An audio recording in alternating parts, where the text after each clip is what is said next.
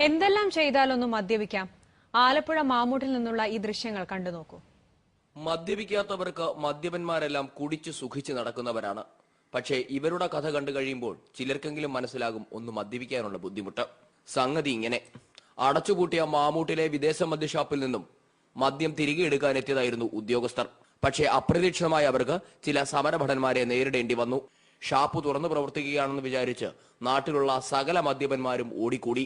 രാവിലെ തന്നെ ഒന്ന് മിനുങ്ങാൻ എത്തിയപ്പോഴാണ് ആ കൊടും ചതിയുടെ കഥ അവരറിയുന്നത്. പിന്നെ ഒട്ടും അമാന്തിച്ചില്ല. മദ്യം കയറ്റാനെത്തിയ ലോറിക്ക് മുന്നിൽ കിടന്ന ആത്മഹത്യാ ഭീഷണി മുഴക്കി. കൂട്ടത്തിൽ ലാലിച്ചനും പുഷ്കരനും അസംഘടിത മേഖലയിലെ വർഗബോധമുള്ള നേതാക്കന്മാരായി മാറി. ഇവിടെ ഒരു ചെറിയ ക്വാർട്ടറിന് പോകണമെങ്കിൽ 40 രൂപ രക്ഷാക്കൂലി വരെ കൊടുക്കണം. അങ്ങനെ നടന്ന് മുല്ലയ്ക്ക് ചെന്ന് കഴിഞ്ഞാലോ റോട്ടറമ്പിൽ പോലീസുകാരുടെ അടി അവിടുന്ന് എണീച്ച് ഇങ്ങനെയുള്ള ത്യാഗങ്ങൾ സഹിച്ചാണ് ഞങ്ങൾ ഈ സാധനങ്ങൾ വാങ്ങിച്ചുകൊണ്ടിരുന്നത്.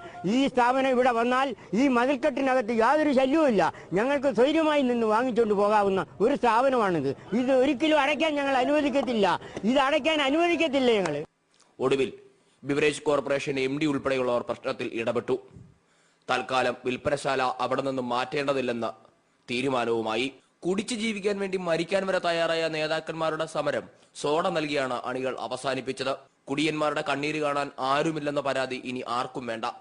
ഏറ്റെടുത്ത ആദ്യ സമരം തന്നെ വിജയിപ്പിച്ച ലാലിച്ചനും പുഷ്കരനും ആലപ്പുഴയുടെ മണ്ണിലുണ്ട്. ഏഷ്യാനെറ്റ് ന്യൂസ്, ആലപ്പുഴ.